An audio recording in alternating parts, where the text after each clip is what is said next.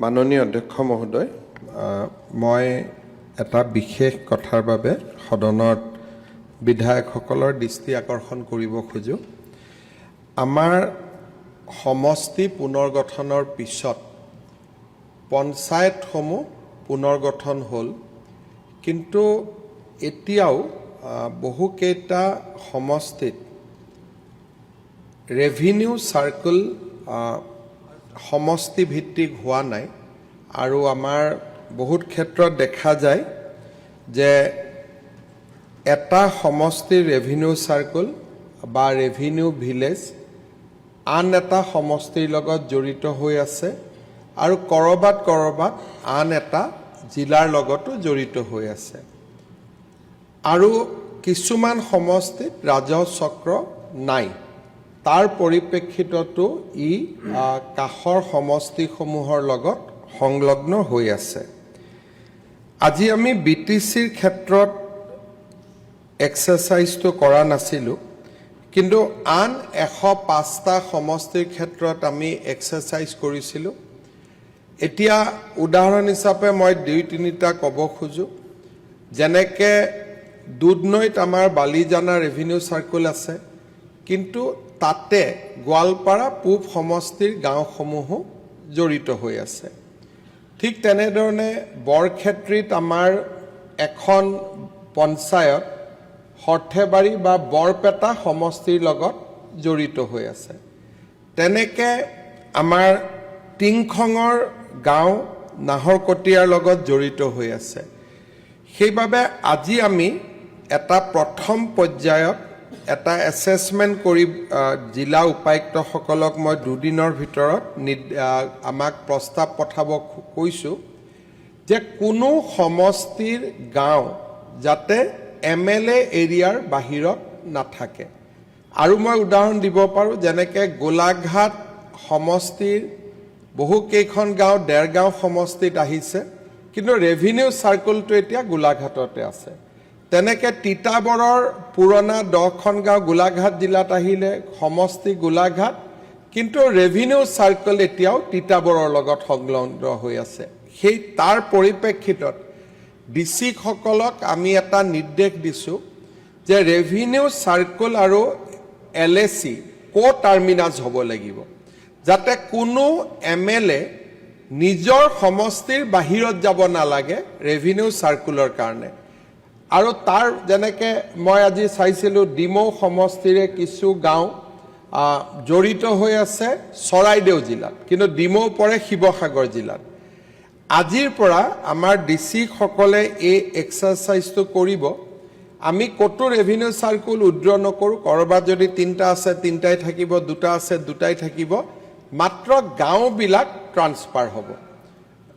এক মিনিট মুখ্যমন্ত্ৰীয়ে কথা কৈ থাকিলে ইউজুৱেলি মানুহে মাজত মাত নিদিয়ে। তাৰপিছত এতিয়া তাৰ পৰিপ্ৰেক্ষিতত আপোনালোকৰ যদি কিবা বক্তব্য থাকে আপোনালোকে ডিচিসকলকো দিব। আৰু যিকেইটা সমষ্টিত এটাও ৰেভিনিউ চাৰ্কুল নাই, সেই সমষ্টিখিনিৰ আমি লিষ্ট উলিয়াইছোঁ। বৰপেটা জিলাৰ পকা বেতবাৰী আৰু চেঙা, বঙাইগাঁও জিলাৰ সৃজনগাম, কাছাৰ জিলাৰ বৰখলা আৰু ধলাই, ধুবুৰীৰ বীৰসিং জৰুৱা। এতিয়া যদি চাউথ চালমাৰাত কিবা ইয়াৰ গাঁও আছে, এইখিনিও ধুবুৰীলৈকে ট্ৰেন্সফাৰ হ'ব। ধুবুৰীত বীৰসিং জৰুৱা, ডিব্ৰুগড়ত খোৱাং, গোৱালপাৰাত জলেশ্বৰ, কামৰূপ মহানগৰত চেণ্ট্ৰেল গুৱাহাটী, লখিমপুৰত নাওবৈচা, তিনিচুকীয়াত মাকুম ডিগবৈ আৰু শোণিতপুৰ জিলাত ৰঙাপাৰা, বিশ্বনাথ চাৰিআলিত বিহালী। এই সমষ্টিকেইটাত এটাও ৰেভিনিউ চাৰ্কুল নাই। ইয়াতে আজি আমি সদনত জনাবলৈ পাই ভাল পাইছোঁ যে চৰকাৰে তৎকালীনভাৱে এই গোটেইকেইটা সমষ্টিত এটা ৰেভিনিউ চাৰ্কুল দিবৰ বাবে সিদ্ধান্ত লৈছে। ইয়াৰ ফলত পকা বেতবাৰী সমষ্টিৰ গোটেই গাঁও পকা বেতবাৰী ৰেভিনিউ চাৰ্কুলত আহিব। চেঙা সমষ্টিৰ গোটেই গাঁও চেঙা ৰেভিনিউ চাৰ্কুলত আহিব। ঠিক তেনেকৈ গুৱাহাটীতো 5টা সমষ্টিত 5টা ৰেভিনিউ চাৰ্কুলত 5টা সমষ্টিৰ গাঁও আহিব।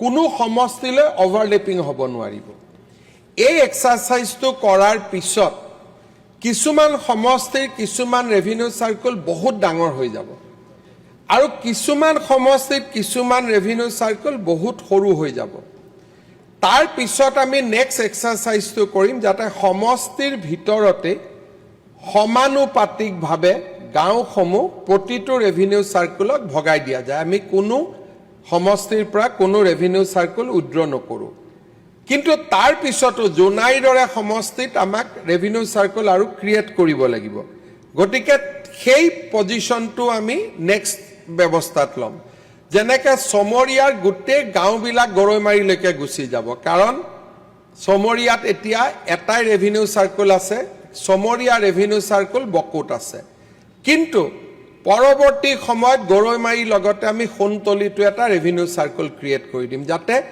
বৰ্ধিত প্ৰেছাৰটো লবৰ কাৰণে দুটা ৰেভিনিউ সাৰ্কেল আমি কৰিব পাৰো কিন্তু আজিৰ পৰা যেটো এক্সাৰসাইজ আৰম্ভ হ'ব সেইটো হল নিজৰ সমষ্টিত থকা ৰেভিনিউ সাৰ্কেলত গাঁওসমূহ এটেচ কৰা কোনটো ৰেভিনিউ সাৰ্কেলত এটেচ কৰিব লাগে আপোনালোকে যাতে ডিসি সকলক পৰামৰ্শ দিয়ে যত এটাই ৰেভিনিউ সাৰ্কেল আছে তাতটো পৰামৰ্শৰ প্ৰয়োজনে নাই কিন্তু যত এটা ৰেভিনিউ সাৰ্কেল নাই দুটা আছে গাঁওখিনি কোনটো ৰেভিনিউ সাৰ্কেলৰ লগত সংলগ্ন কৰিব লাগে সেইখিনি আপোনালোকে পৰামৰ্শ দিব ইয়াৰ নেক্সট স্টেজ আমি বিটিসিটো চেষ্টা কৰিম যাতে বিটিসিটো আমি এনেকে ৰেশনালাইজ কৰিব পাৰো মূল উদ্দেশ্যটো হল পঞ্চায়তৰ সীমাটো যেনেকে সমষ্টিৰ ভিতৰত তেনেকে ৰেভিনিউ ভিলেজো এতিয়া সমষ্টিৰ ভিতৰত হ'ব যাতে সমষ্টিৰ বাহিৰৰ সাৰ্কেল অফিচাৰৰ তাতে সমষ্টিৰ মানুহ বা সমষ্টিৰ বিধায়ক যাব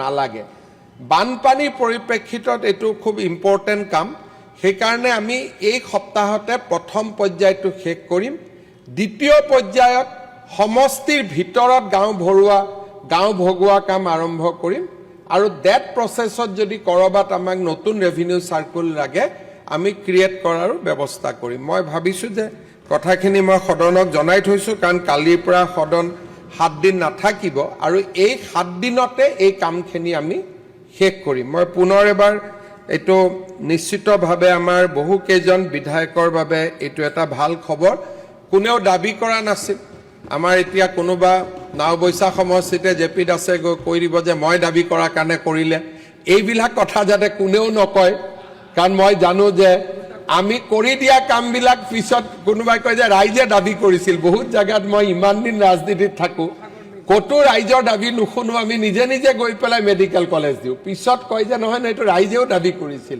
গতিকে ইহাত কত দাবী নাই এতিয়া মই আকৌ এবাৰ কৈছো যে তৎকালীনভাৱে পকা বেদবাৰীত বিধায়কে দাবী নকৰাকৈ সেঙাত বিধায়কে দাবী নকৰাকৈ সৃজনগামত বিধায়কে দাবী নকৰাকৈ বৰখলা ঢলাইত বিধায়কে দাবী নকৰাকৈ বিৰসিং জৰুৱাত বিধায়কে দাবী নকৰাকৈ খোৱাঙত দাবী নকৰাকৈ গোৱালপাৰাত জলেশ্বৰত দাবী নকৰাকৈ কামৰূপত সেন্ট্ৰেল গুৱাহাটীত দাবী নকৰাকৈ লখিমপুৰত নাওবৈছাত দাবী নকৰাকৈ তিনচুকীয়াত মাকুম ডিগবৈত দাবী নকৰাকৈ ৰঙাপাৰা বিহালীত আমি দাবী নকৰাকৈ ৰাইজৰ সুবিধাৰ প্ৰতি লক্ষ্য ৰাখি এটা সাৰ্কেল অফিচাৰ আমি সাৰ্কেল অফিচ আজি আমি ঘোষণা কৰিছো ধন্যবাদ